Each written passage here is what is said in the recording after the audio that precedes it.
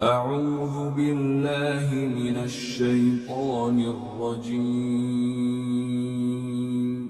بسم الله الرحمن الرحيم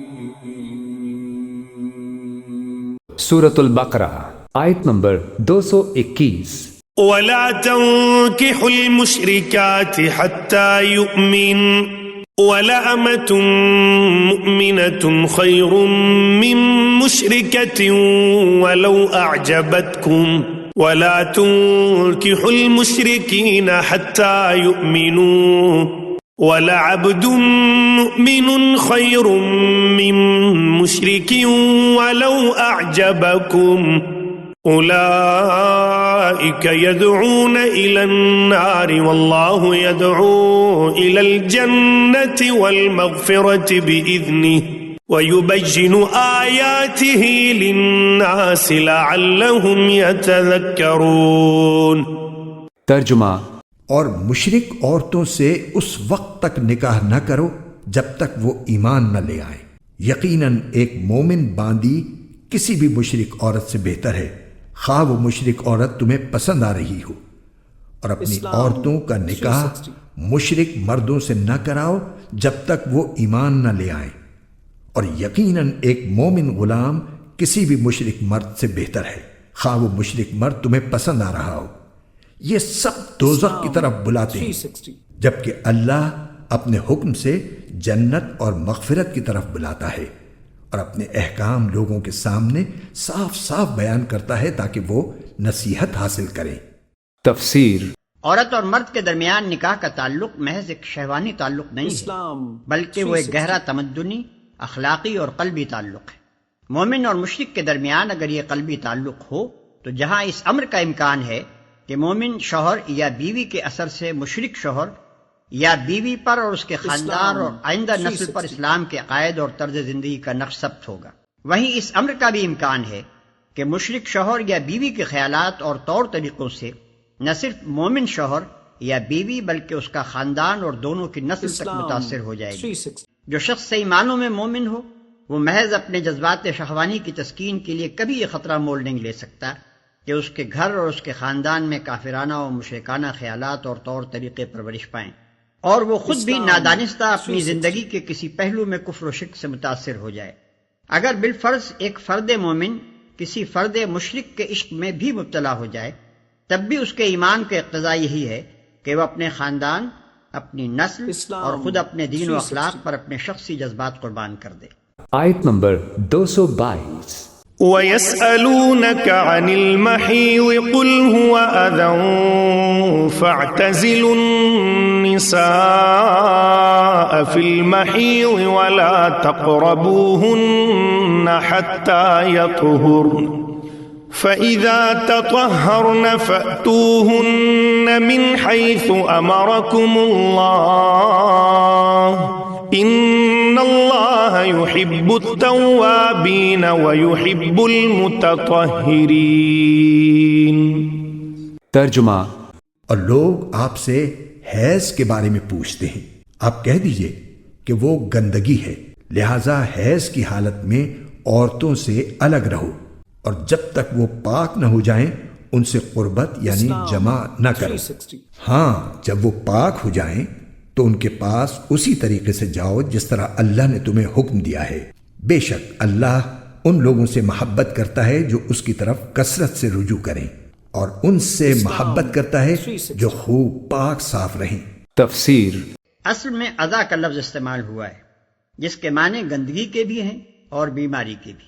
حیض صرف ایک گندگی ہی نہیں ہے بلکہ طبی حیثیت سے وہ ایک ایسی حالت ہے جس میں عورت تندرستی کی بنسبت بیماری سے قریب تر ہوتی ہے۔ قرآن مجید اس قسم کے معاملات کو استعاروں اور کنایوں میں بیان کرتا ہے، اس لیے اس نے الگ رہو اور قریب نہ جاؤ کے الفاظ استعمال کیے ہیں، مگر اس کا مطلب یہ نہیں ہے کہ حائضہ عورت کے ساتھ ایک فرش پر بیٹھنے یا ایک جگہ کھانا کھانے سے بھی احتراز کیا جائے اور اسے بالکل اچھوت بنا کر رکھ دیا جائے، جیسا کہ یہود اور ہنود اور بعض دوسری قوموں کا دستور ہے۔ نبی صلی اللہ علیہ وسلم نے اس حکم کی جو توضیح فرما دی ہے اس سے معلوم ہوتا ہے کہ اس حالت میں صرف فعل مباشرت سے پرہیز کرنا چاہیے، باقی تمام تعلقات بدستور برقرار رکھے جائیں۔ پھر جب وہ پاک ہو جائیں تو ان کے پاس جاؤ اس طرح جیسا کہ اللہ نے تم کو حکم دیا ہے۔ یہاں حکم سے مراد حکم شرعی نہیں ہے، بلکہ وہ فطری حکم مراد ہے جو انسان اور حیوان سب کی جبلت میں ودیت کر دیا گیا ہے اور جس سے ہر متنفس بالطبع واقف ہے۔ آیت نمبر 223۔ نساؤكم حرث لكم فأتوا حرثكم أنا شئتم وقدموا لأنفسكم واتقوا الله واعلموا أنكم ملاقوه وبشر المؤمنين۔ ترجمہ، تمہاری بیویاں تمہارے لیے کھیتیاں ہیں، لہذا اپنی کھیتی میں جہاں سے چاہو جاؤ اور اپنے لیے اچھے عمل آگے بھیجو اور اللہ سے ڈرتے رہو اور یقین رکھو کہ تم اس سے جا کر ملنے والے ہو، اور مومنوں کو خوشخبری سنا دو۔ تفسیر۔ اس آیت میں اللہ تعالیٰ نے ایک لطیف کنایہ استعمال کر کے میاں بیوی کے خصوصی ملاپ کے بارے میں چند حقائق بیان فرمائے ہیں۔ پہلی بات تو یہ واضح فرمائی ہے کہ میاں بیوی کا یہ ملاپ صرف لذت حاصل کرنے کے مقصد سے نہیں ہونا چاہیے، بلکہ اسے انسانی نسل کی بڑھوتری کا ذریعہ سمجھنا چاہیے۔ جس طرح ایک کاشتکار اپنی کھیتی میں بیج ڈالتا ہے تو اس کا اصل مقصد پیداوار کا حصول ہوتا ہے، اسی طرح یہ عمل بھی دراصل انسانی نسل باقی رکھنے کا ایک ذریعہ ہے۔ دوسری حقیقت یہ بیان فرمائی ہے کہ جب اس عمل کا اصل مقصد یہ ہے تو یہ عمل نسوانی جسم کے اسی حصے میں ہونا چاہیے جو اس کام کے لیے پیدا کیا گیا ہے۔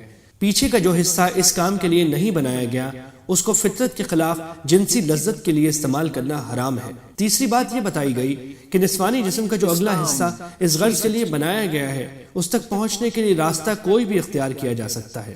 یہودیوں کا خیال یہ تھا کہ اس حصے میں مباشرت کرنے کے لیے بس ایک ہی طریقہ جائز ہے، یعنی سامنے کی طرف سے۔ اگر مباشرت آگے ہی کے حصے میں ہو لیکن اس تک پہنچنے کے لیے راستہ پیچھے کا اختیار کیا جائے تو وہ کہتے تھے کہ اولاد بھینگی پیدا ہوتی ہے۔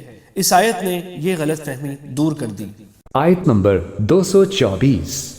ولا تجعلوا الله عرضة لأيمانكم أن تبروا وتتقوا وتصلحوا بين الناس والله سميع عليم۔ ترجمہ، اور اللہ کے نام کو اپنی قسموں میں اس غرض سے استعمال نہ کرو کہ اس کے ذریعے نیکی اور تقوی کے کاموں اور لوگوں کے درمیان صلح صفائی کرانے سے بچ سکو، اور اللہ سب کچھ سنتا ہے، جانتا ہے۔ تفسیر۔ بعض مرتبہ انسان کسی وقتی جذبے سے مغلوب ہو کر کوئی قسم کھا لیتا ہے کہ میں فلاں کام نہیں کروں گا، حالانکہ وہ نیک کام ہوتا ہے۔ مثلا ایک مرتبہ حضرت مستح سے ایک غلطی ہو گئی تھی تو حضرت صدیق اکبر نے قسم کھا لی تھی کہ آئندہ وہ ان کی مالی مدد نہیں کریں گے، یا جیسے روح المعانی میں ایک روایت نقل کی ہے کہ حضرت عبداللہ بن رواحہ نے اپنے بہنوئی کے بارے میں قسم کھا لی تھی کہ وہ ان سے بات نہیں کریں گے اور نہ ان کی بیوی سے ان کی صلح کرائیں گے۔ یہ آیت ایسی قسم کھانے سے منع کر رہی ہے کیونکہ اس طرح اللہ کا نام ایک غلط مقصد میں استعمال ہوتا ہے، اور صحیح حدیث میں حضرت صلی اللہ علیہ وسلم نے فرمایا ہے کہ اگر کوئی شخص ایسی نامناسب قسم کھا لے تو اسے توڑ دینا چاہیے اور اس کا کفارہ ادا کرنا چاہیے۔ آیت نمبر 225۔ لا يؤاخذكم الله باللغو في أيمانكم ولكن يؤاخذكم بما كسبت قلوبكم والله غفور حليم۔ ترجمہ، اللہ تمہاری لغو قسموں پر تمہاری گرفت نہیں کرے گا، البتہ جو قسمیں تم نے اپنے دلوں کے ارادے سے کھائی ہوں گی ان پر گرفت کرے گا، اور اللہ بہت بخشنے والا بڑا بردبار ہے۔ تفسیر۔ لغو قسم سے مراد ایک تو وہ قسم ہے جو قسم کھانے کے ارادے سے نہیں بلکہ تکیہ کلام کے طور سے زبان پر آ جائے۔ خاص طور پر عربوں میں اس کا بہت رواج تھا کہ بات بات میں وہ واللہ کہہ دیتے تھے۔ اس طرح بعض اوقات انسان ماضی کے کسی واقعے پر قسم کے ارادے ہی سے قسم کھاتا ہے، لیکن اس کے اپنے خیال کے مطابق وہ قسم صحیح ہوتی ہے، جھوٹ بولنے کا ارادہ نہیں ہوتا، لیکن بعد میں پتہ چلتا ہے کہ جو بات قسم کھا کر کہی تھی وہ حقیقت میں صحیح نہیں تھی۔ ان دونوں طرح کی قسموں کو لغو کہا جاتا ہے۔ اس آیت نے بتایا اس پر گناہ نہیں ہوتا، البتہ انسان کو چاہیے کہ وہ قسم کھانے میں احتیاط سے کام لے اور ایسی قسم سے بھی پرہیز کرے۔